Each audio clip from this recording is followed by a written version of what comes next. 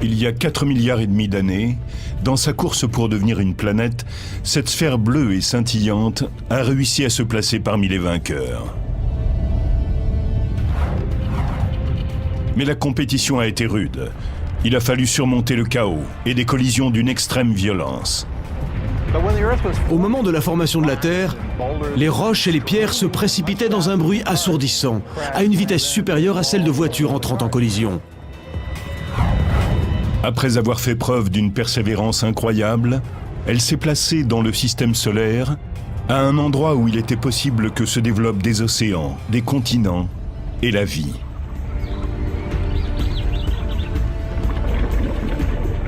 Les bactéries favorisent la création d'oxygène. Nous devons d'être ce que nous sommes à l'écume de la Terre. Malgré les dommages que notre époque lui fait subir, notre planète demeure une des créations les plus étonnantes de l'univers.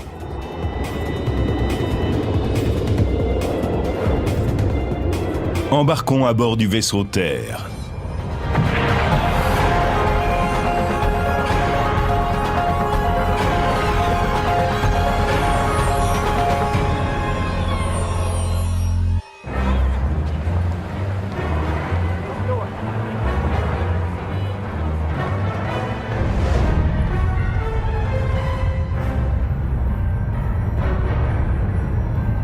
Supposons que les extraterrestres existent et qu'ils veuillent visiter notre planète. Ils s'apprêteraient à vivre un séjour cosmique absolument génial. Le nom de la Terre vient du latin Terra.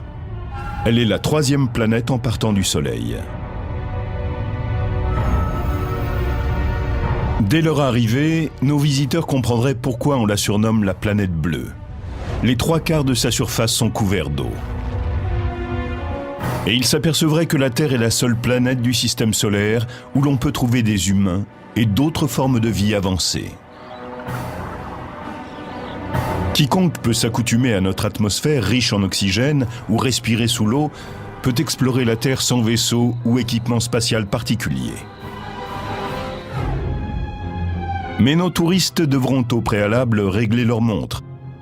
Il faut 365 jours à la Terre pour faire le tour du Soleil. Et chaque jour, ici, se compose de 24 heures. C'est le temps qu'il faut à la planète pour faire un tour autour de son axe. Les voyageurs seront bien sûr prévenus des risques de tempêtes dévastatrices et de guerres civiles. Mais la Terre reste une destination relativement sûre.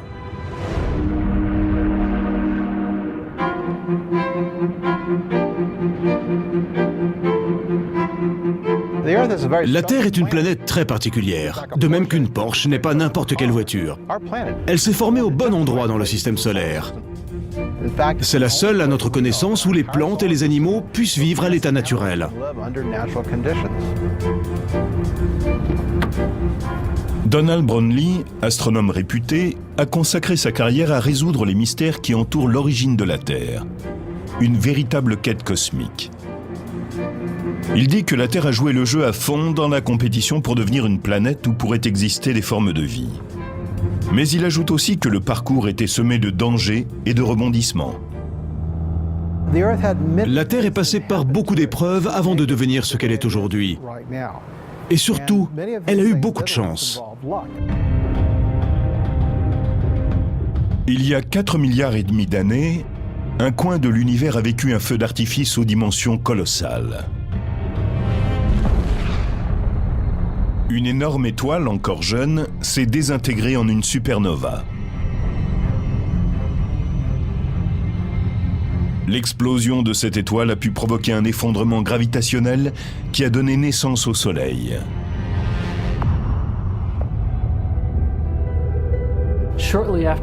Peu après la formation du Soleil, tout un tas de matériaux se sont mis en orbite autour de lui.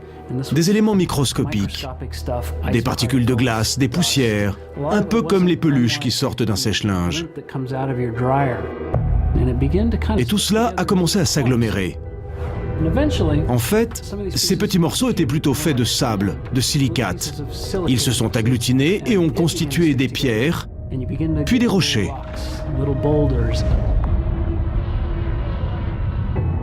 Les rochers deviennent plus gros et commencent à entrer en collision. Et quand deux objets se fracassent l'un contre l'autre, la force de gravité les maintient ensemble.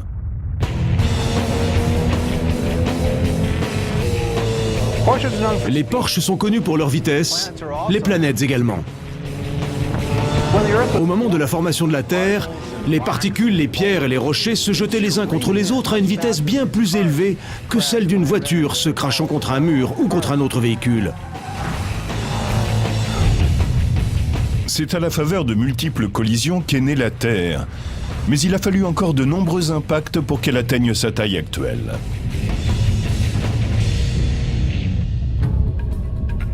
Pour mieux comprendre ce processus, Peter Schultz et son ancien étudiant, Seiji Sugita, tentent de recréer un impact en utilisant un canon à lancer vertical, le EMS Vertical Guns Range, ou AVGR, au centre de recherche EMS de la NASA.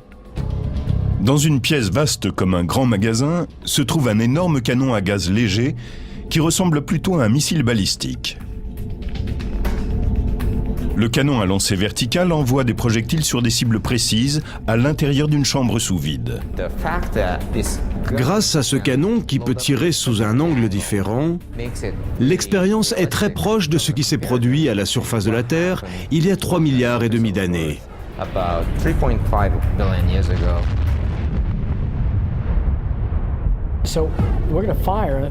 À l'intérieur de la chambre vide, on va mettre le feu à cette toute petite sphère d'aluminium de 2 cm de diamètre. On l'utilise parce qu'elle a à peu près la même densité qu'un astéroïde lorsqu'il entre dans l'atmosphère de la Terre. Elle va se fracasser à une vitesse de près de 5 km par seconde, c'est-à-dire 10 fois la vitesse d'une balle. Elle sera réduite en 1000 morceaux. Le canon à lancer vertical va lancer la bille d'aluminium à l'intérieur d'une chambre sous vide emplie de gaz atmosphérique. Là, elle viendra frapper un petit monticule de sable qui ressemble à la surface de la Terre à son origine. Nous sommes dans une chambre sous vide qui va être remplie d'un gaz. Cela permettra de simuler l'atmosphère de la Terre à ses débuts. Continuons. On va former des petits cratères. La Terre devait être ainsi à ses débuts. Comme des chocs se produisaient en permanence, il devait y avoir une foule de cratères. Et voilà. Il s'agit de venir frapper le centre de la cible et de regarder la forme du cratère. Vous allez pouvoir observer la force de destruction de cette minuscule petite bille. Elle va faire de sérieux dégâts.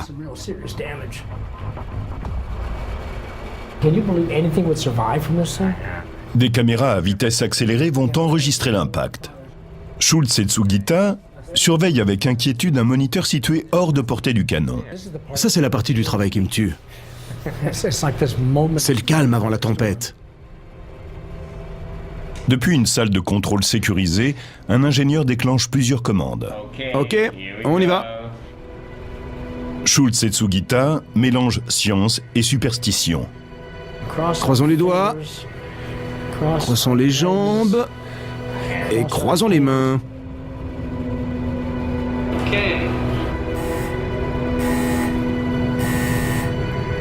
C'est ça qui me rend dingue.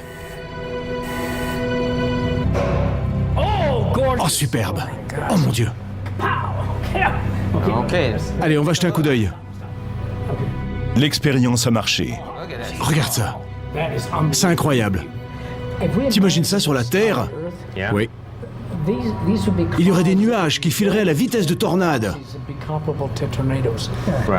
Ou même plus vite encore. La vidéo nous fait découvrir une image réaliste et en même temps effrayante de ce qui s'est passé à l'origine de la Terre.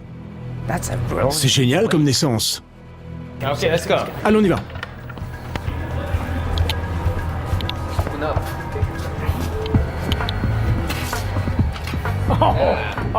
Oh bon sang. C'est absolument superbe. Il y a de sérieux dégâts.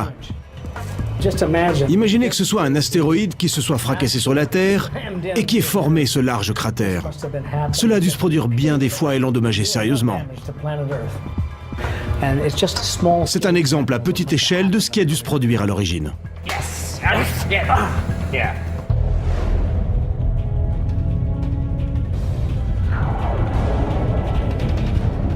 Certains des objets qui sont venus se fracasser sur la Terre à très grande vitesse mesuraient 450 km de diamètre.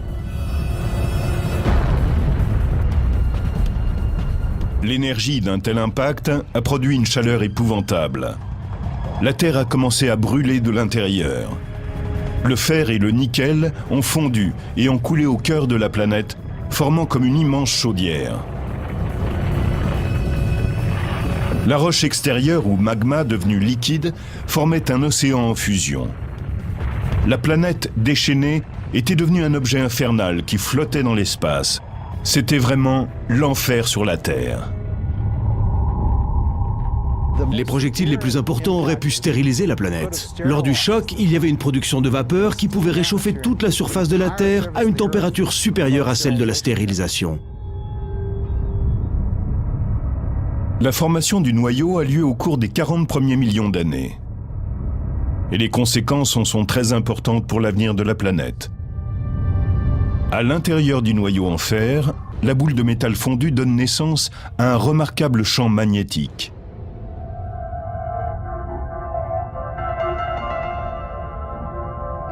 C'est ce qui a permis à la Terre d'être habitable. Tout ce fer qui s'est déplacé au centre de la planète a formé un noyau solide qui produit un champ magnétique qui lui-même entoure et protège la planète. Sans ce champ magnétique, la Terre serait un désert sans air, dépourvu de vie. Le vent propulserait par rafale des matériaux venus du Soleil qui passeraient à proximité de la Terre à une vitesse d'1 million de kilomètres à l'heure et pourraient réduire notre atmosphère à néant en quelques millions d'années. Heureusement, le champ magnétique de la Terre détourne la course des vents et protège notre air. Malgré cela, la violence et le chaos continuent à s'abattre sur la planète. Au-dessus du noyau terrestre en fer, le manteau de roche est entré en fusion et a donné naissance aux volcans qui sont apparus à la surface, déversant de la lave et des substances toxiques. Et les collisions ont continué. Et c'est peut-être un de ces chocs qui a changé le cours de l'histoire et le destin de l'humanité.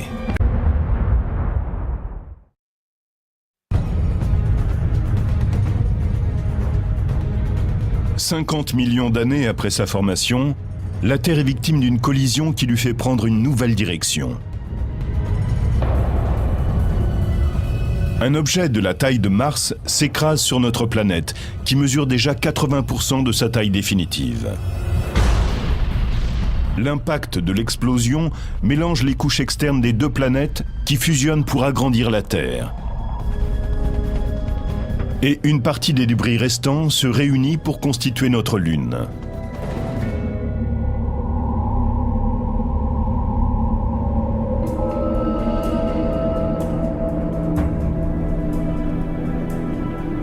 William Hartmann, spécialiste des planètes, a été le premier à émettre cette théorie après la première mission de la NASA sur la Lune. Quand les astronautes d'Apollo ont rapporté des pierres de la Lune, nous avons pu étudier leur composition.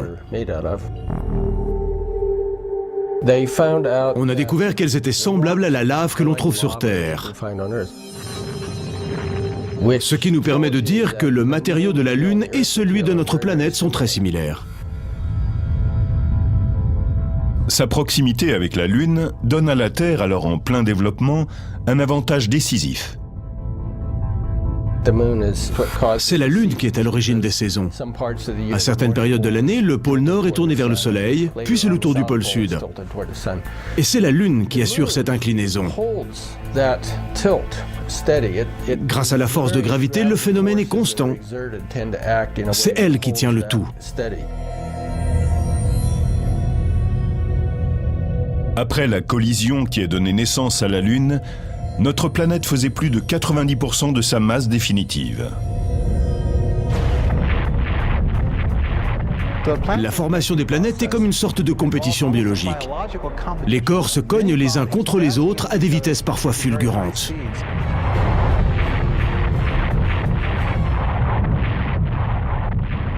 Il y a environ 3,9 milliards d'années, les collisions sont moins fréquentes. Notre système solaire se composait alors de 8 planètes, ou de 9 si l'on compte Pluton. La Terre occupe la 3e position autour du Soleil, dont elle est distante à l'heure actuelle de 150 millions de kilomètres. Les planètes ne s'aiment pas. À cause de la gravitation, elles n'arrêtent pas de s'attirer et de se repousser. Ainsi, l'espace entre elles demeure constant et elles occupent une place précise par rapport au Soleil. Les objets qui ne sont pas devenus des planètes sont comme des réfugiés en quête d'asile. Des astéroïdes, composés de roches et de fer, gravitent maintenant dans la fameuse ceinture située entre Mars et Jupiter. Des comètes composées de glace, de poussière et de roches ont trouvé demeure dans la ceinture de Kuiper, au-delà de l'orbite de Neptune. D'autres ont migré vers le nuage d'Oort, situé à 1,5 milliard de kilomètres de la Terre.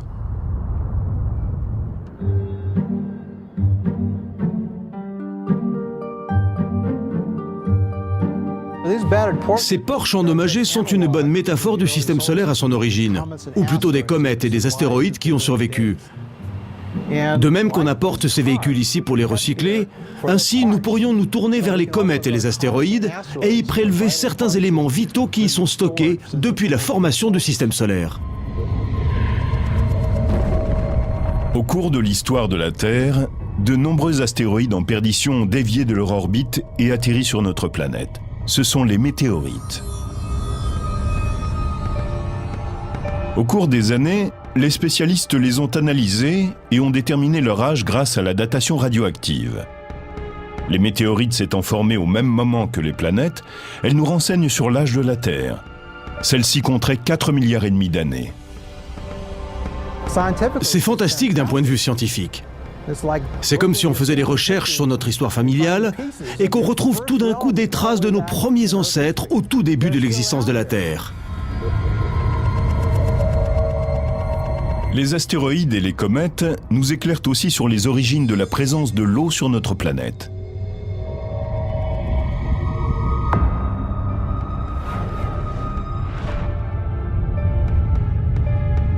Il y a 3,9 milliards d'années, la Terre, en se refroidissant, a formé une mince croûte de silicate au-dessus de son manteau et de son noyau de fer et de nickel. Un liquide chaud a bientôt couvert toute la surface de la planète, à l'exception de quelques îles volcaniques éparpillées sur le globe. Une des chances de la Terre, c'est d'être née au bon endroit, dans ce que l'on peut appeler une zone habitable. Elle est à la bonne distance du Soleil, assez loin pour que ses océans ne soient pas en ébullition ou trop chauds, et assez près pour qu'ils ne gèlent pas.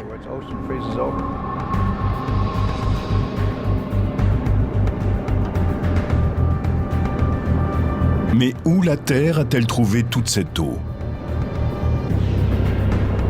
Selon certains, elle viendrait des volcans qui existent depuis la naissance de la planète.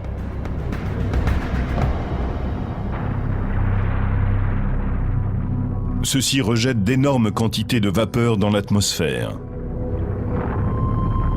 Quand la Terre s'est refroidie, la vapeur s'est condensée en pluie et c'est ainsi que la planète a été approvisionnée en eau. Mais d'où venait cette vapeur d'eau émise par les volcans ? À la base, les volcans recyclent le matériau issu de la roche en fusion dans le manteau terrestre et l'eau en fait partie. Mais ce n'est pas vraiment de l'eau nouvelle, en ce sens qu'elle était présente auparavant dans les océans et qu'elle apparaît alors pour la seconde fois.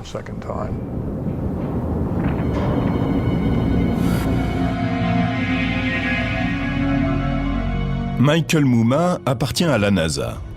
Selon lui, l'eau de la planète vient de l'espace. Les comètes, composées de gaz gelés, ont pu arroser d'eau la Terre au cours des chocs incessants qui se sont produits dans les premiers temps. Une particule gelée est en mesure de libérer de l'eau, principalement en fonction de sa taille. Les corps les plus petits se désintègrent à une certaine hauteur dans l'atmosphère. Les autres ont vaporisé leur eau à la surface de la Terre, et c'est ainsi qu'on en trouve sur la planète.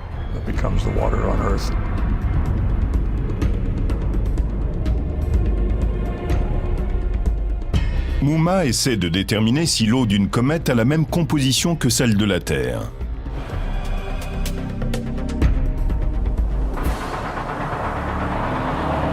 Nous savons que les océans contiennent un mélange d'eau normale, H2O, et d'eau lourde, DHO. Cette dernière comprend du deutérium, une forme d'hydrogène 2 fois plus lourde que l'hydrogène normal. Les comètes sont difficiles à étudier. Elles ne passent guère à proximité de notre planète, la plupart voyagent dans le système solaire extérieur. Mais en 1986, la sonde européenne Giotto a croisé la comète de Halley, qui était alors à 56 millions de kilomètres de la Terre.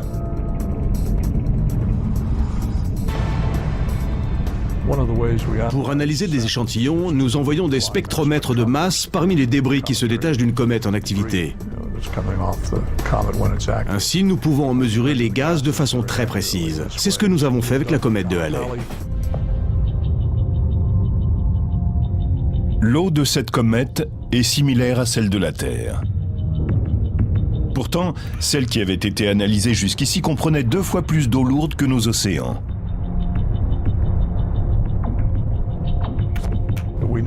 Après avoir étudié les composants de différentes comètes, nous savons aujourd'hui qu'elles ne sont pas toutes semblables. Par conséquent, nous ne savons pas si la comète de Halley était vraiment représentative.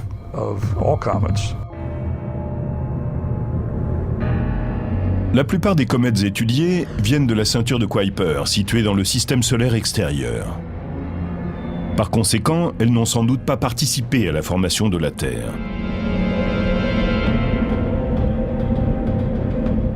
Mais le télescope Gemini North, à Hawaï, en a découvert récemment dans un endroit inattendu. Dans la ceinture d'astéroïdes située entre Mars et Jupiter.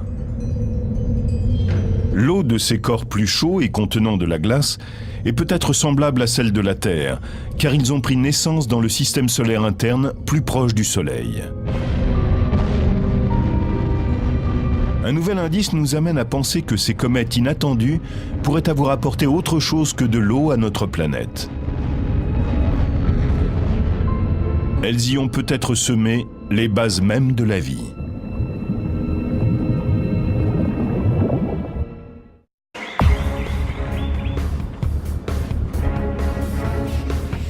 L'origine de la vie reste une des questions les plus mystérieuses et les plus controversées lorsqu'on s'intéresse à la Terre. Une chose est certaine, il y a 3,9 milliards d'années, les hommes n'auraient pas pu y vivre très longtemps. Son atmosphère était alors constituée de dioxyde de carbone, de vapeur d'eau et d'un peu de nitrogène, mais il n'y avait pas d'oxygène. Des formes de vie primitives ont-elles pu malgré tout survivre dans cet environnement ? Nous n'avons pas de preuve qu'il existait une forme de vie il y a 4,3 milliards d'années, mais on pense que les conditions étaient réunies pour que ce soit possible.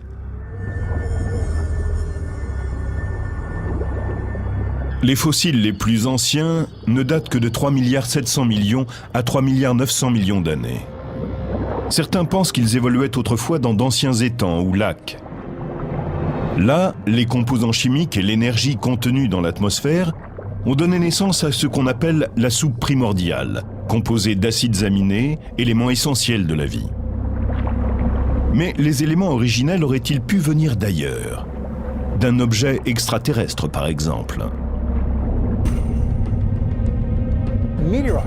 Les météorites contiennent des matériaux organiques, en particulier des acides aminés. Elles se sont formées quelque part au début du système solaire. Il y a donc eu libération de matériaux organiques venus de l'espace.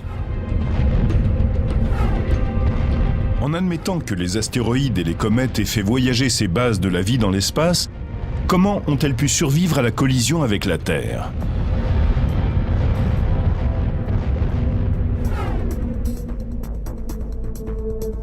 Revenons au centre de recherche de la NASA. Peter Schultz et Seiji Sugita y mènent une autre expérience de pointe avec leur canon à lancer vertical. Ils espèrent avoir un jour la confirmation que météorites et comètes ont libéré sur Terre les ingrédients essentiels à la vie. Nous essayons de voir quelles sont les chances de survie de ces éléments vitaux. Ont-ils pu être apportés sur Terre à travers l'espace, ce qui aurait permis d'ensemencer une planète où régnaient des conditions favorables ? Les comètes et les astéroïdes ont probablement apporté des éléments essentiels à la naissance de la vie sur Terre. Et les impacts ont aussi rendu la surface terrestre et l'environnement plus favorables.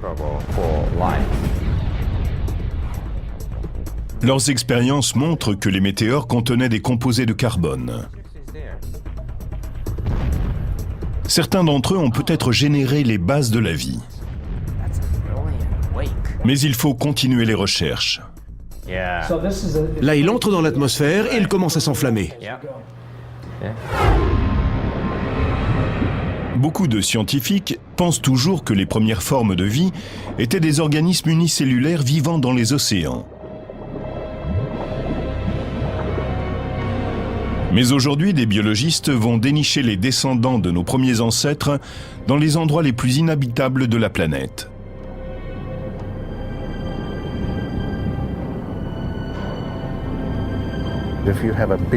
Disons que si une grosse Cadillac symbolise la vie moderne, la vie d'autrefois sera alors une bicyclette.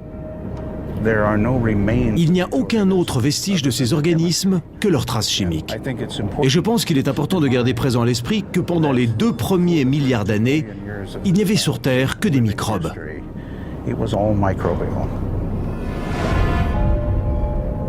Kenneth Nilsson est un véritable chasseur de microbes. Il parcourt la planète pour trouver les formes les plus ténues de la vie primitive.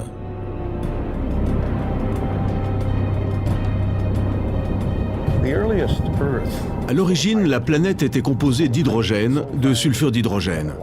Il y avait beaucoup de méthane aussi et un peu de dioxyde de carbone.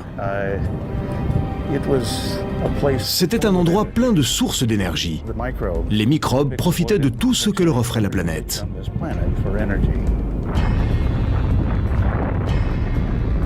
Certains ont douté que ces formes de vie primitives, extrémophiles ou thermophiles, puissent survivre dans des environnements extrêmes.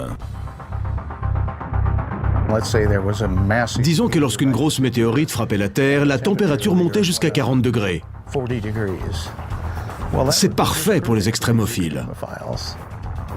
Or, une des choses que nous savons, c'est que les plus vieux organismes que nous ayons sur Terre, c'est-à-dire ceux qui sont les plus proches de notre premier ancêtre commun, sont tous des organismes thermophiles. Cela prouve bien que la vie a pu évoluer à de très hautes températures.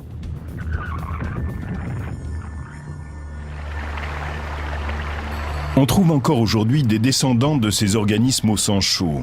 Ils peuvent vivre à des températures de 110 degrés. Si vous cherchez ce que l'on appelle des thermophiles, allez au parc de Yellowstone et observez ces lacs bouillonnants, ces chaudrons d'eau qui sentent si fort. Pendant des années, on a affirmé qu'ils étaient stériles. Mais la vérité, c'est qu'ils sont pleins de vie. Et ces organismes s'adaptent très bien à cet environnement extrême.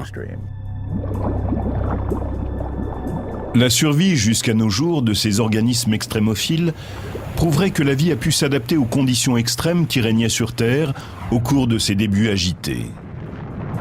Mais comment des microbes unicellulaires ont-ils pu se transformer en organismes complexes ? Il y a environ 3 milliards d'années, les formes de vie primitives ont absorbé l'énergie du Soleil.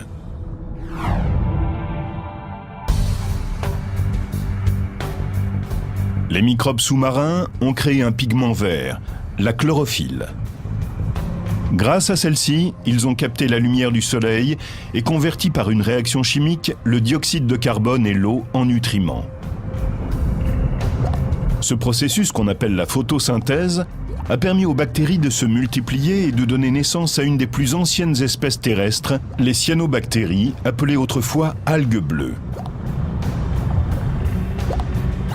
Les cyanobactéries ont produit dans l'eau et dans l'air de grandes quantités d'oxygène libre, déclenchant ainsi une véritable révolution. D'un seul coup, la vie s'est divisée en 2 groupes.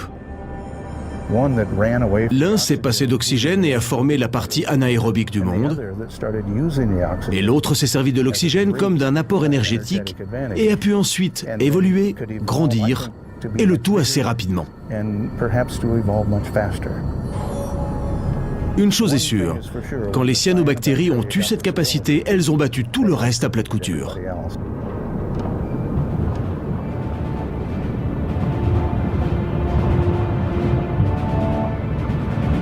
Grâce aux cyanobactéries, la vie a pu rapidement se diversifier et devenir plus complexe. Sans ces bactéries, il n'y aurait pas d'oxygène moléculaire, et par voie de conséquence, les plantes, les animaux et les humains ne se seraient jamais développés.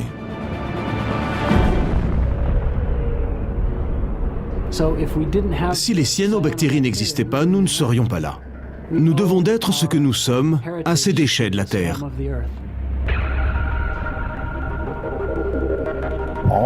Nous avons tous la même origine. Nous avons tellement de choses en commun avec les bactéries. Il n'y a aucun doute à ce sujet.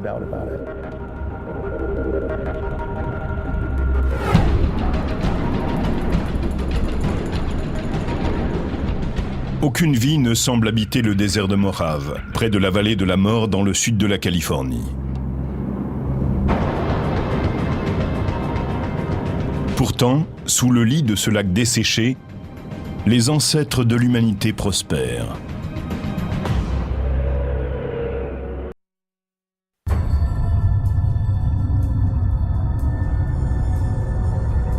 Les formes de vie primitives ont pu s'adapter et perdurer malgré des conditions extrêmes.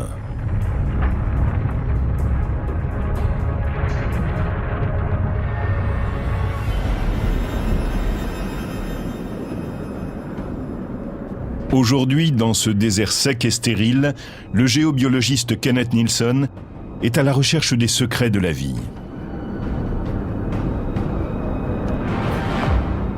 Il a découvert que des organismes microbiens prospéraient encore dans certains endroits dits inhabitables. Quand vous observez ce paysage, vous voyez une foule de tunnels ou de monticules. Ils sont le résultat des gaz émis par les microbes qui vivent dans cette région plate et boueuse. Si nous prenions de l'eau, que nous réhydrations ce morceau de boue desséché et que nous le mettions sous un microscope, nous verrions un univers fétide grouillant de microbes. Ainsi va le cycle de la vie dans les marais. Les organismes que nous pourrions appeler extrémophiles poursuivent leur existence dans des marécages comme celui-ci.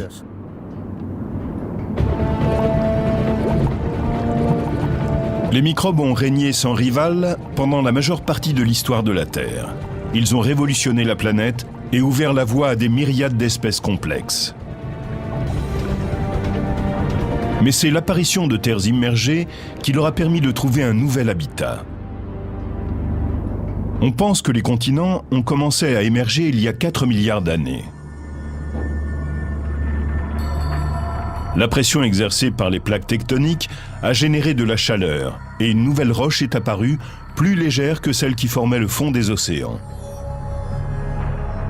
Celle-ci s'est mise à flotter et à s'agréger, donnant naissance aux continents dont la taille et la forme se sont affinées au cours du temps. Ce sont ces vastes continents qui ont permis à la Terre de développer ce qui la caractérise, des formes de vie très complexes. Après plus de 2 milliards d'années d'évolution planétaire et biologique, les premières plantes et animaux ont quitté l'eau pour la terre ferme. Mais il faudra attendre des centaines de millions d'années avant que n'apparaisse l'homme.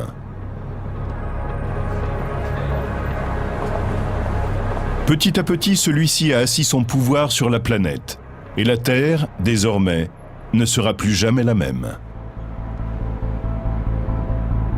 Dans le système solaire, c'est elle qui offre à l'homme l'écosystème qui lui convient le mieux. 5 continents et d'innombrables îles abritent 6 milliards d'hommes.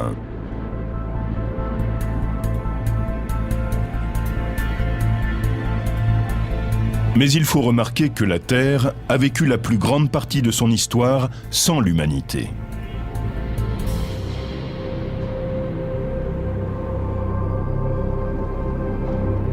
L'histoire de la planète a été comparée par un savant à une journée de 24 heures dans laquelle l'homme serait apparu au cours des 2 dernières secondes.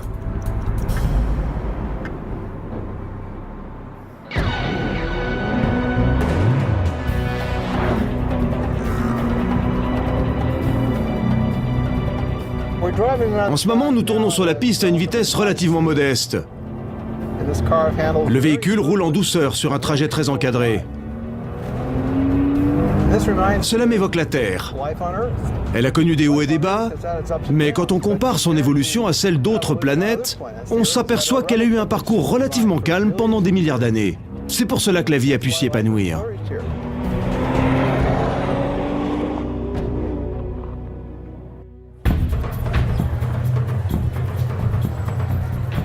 Mais aujourd'hui, ce sont les hommes qui tiennent la barre. Et le vaisseau Terre pourrait bien retourner au tumulte de son origine. Les humains, après une évolution faite de tâtonnements, sont parfaitement adaptés à la planète. C'est vrai à l'heure actuelle, mais est-ce que ce le sera dans le futur? Nous ne le savons pas. Les Terriens ont inventé l'extraordinaire, la technologie. Des véhicules mécaniques, des gadgets et des tas d'objets qui ont simplifié et amélioré leur vie quotidienne. La plupart d'entre eux est fabriqué ou roule grâce au combustible fossile, extrait de la croûte terrestre.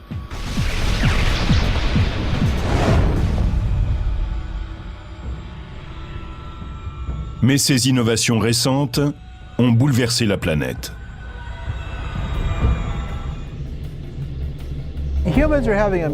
Les hommes exercent une action déterminante sur la planète. Nous sommes maintenant très avertis de son réchauffement et de l'explosion démographique. On appelle effet de serre naturel l'absorption de rayons infrarouges par notre atmosphère, qui a pour effet de réchauffer la planète. Sans les gaz à effet de serre, la température chuterait de 30 degrés. Mais au cours des 20 dernières années, la production de gaz, en partie liée à l'utilisation des combustibles fossiles, a énormément augmenté. Et le réchauffement exponentiel de la planète affecte l'agriculture, le niveau des mers et le temps qu'il fait. Par le passé, il est arrivé que les niveaux de dioxyde de carbone augmentent pour des raisons naturelles, comme la production de gaz volcanique. Mais aujourd'hui, la planète se réchauffe de plus en plus vite.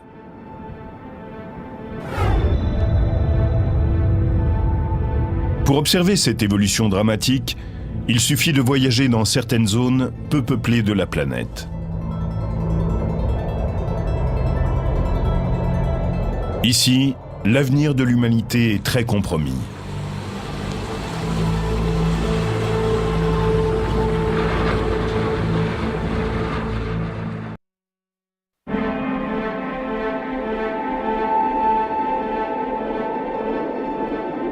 Les pôles nord et sud sont appelés des cryosphères. Autrement dit, ce sont des régions où l'eau se présente à l'état solide, sous forme de banquise, de neige et de glace. Les pôles contribuent à réguler le climat et le niveau des eaux sur le globe. Walid Abdalati, un spécialiste de la NASA, fait des recherches sur les étendues gelées. La sensation qu'on éprouve sur la glace est extraordinaire. On a l'impression de revenir à l'origine. Il y a des endroits où mes bottes ont sans doute été les premières à toucher ce sol. On se sent très humble. C'est tellement vaste. C'est très impressionnant.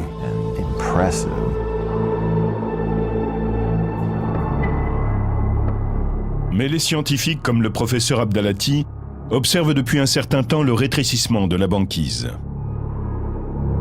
La cause de ce phénomène est simple. La glace et la neige étant blanches, elles renvoient la lumière du soleil et refroidissent la planète. Au contraire, les océans absorbent la lumière du soleil et le globe se réchauffe. La banquise en fondant donne naissance à des étendues d'eau qui absorbent donc la lumière du soleil et activent ainsi le réchauffement de la planète, ce qui accélère la fonte des glaces. C'est un cercle vicieux. C'est très instable parce que le moindre changement tend à amplifier le phénomène. C'est ce qu'on appelle un effet boule de neige.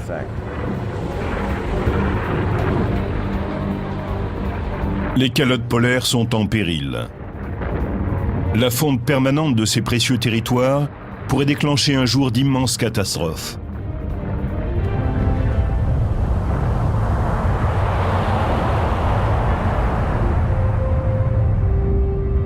Au pôle sud, les terres de l'Antarctique contiennent 70% des réserves d'eau de la Terre.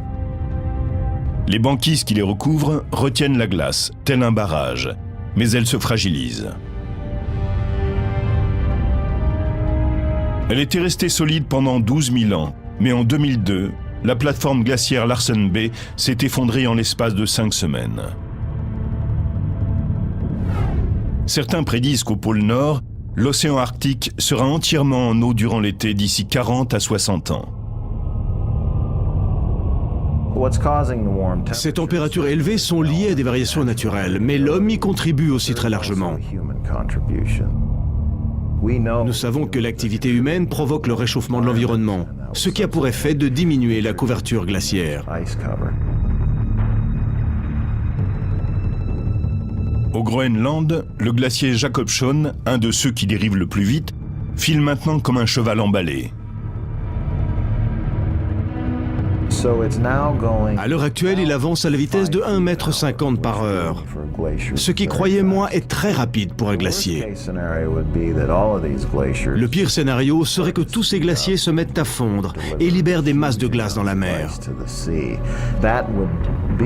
Cela élèverait son niveau d'environ 1 mètre. Et dans les régions côtières, il faudrait déplacer des millions et des millions de gens.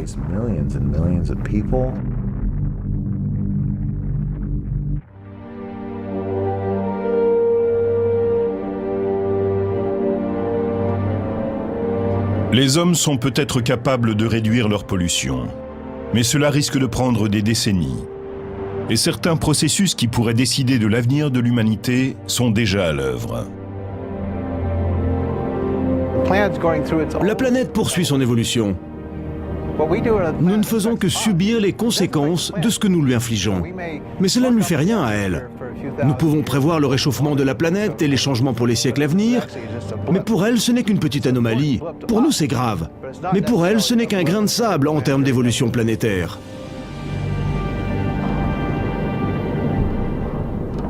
Donald Brownlee et son collègue Peter Ward ont analysé les signes de vitalité de la planète et leur pronostic est triste. La Terre, en tant que lieu de vie pour les animaux et les hommes, est proche de la fin. Pourquoi ?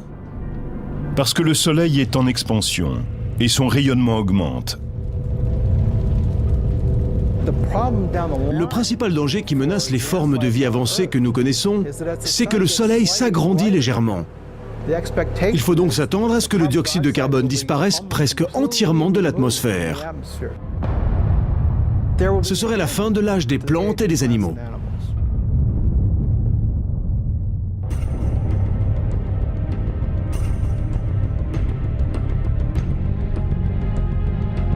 Les humains pourraient avoir disparu dans 500 millions d'années à cause de l'expansion du Soleil. Mais nous aurons vécu une belle aventure. Avant de s'éteindre, l'espèce humaine aura sans doute vécu plus longtemps que toute autre espèce complexe, grâce à sa capacité à s'adapter et à transformer son environnement.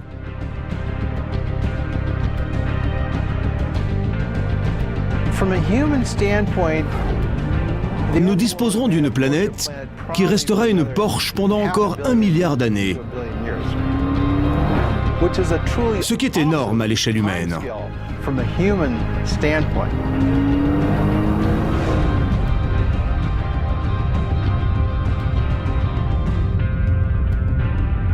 Tandis que le vaisseau-terre manœuvre dans des eaux inexplorées, l'activité humaine peut avoir de graves répercussions sur les trésors que renferme la planète et sur sa survie dans l'univers.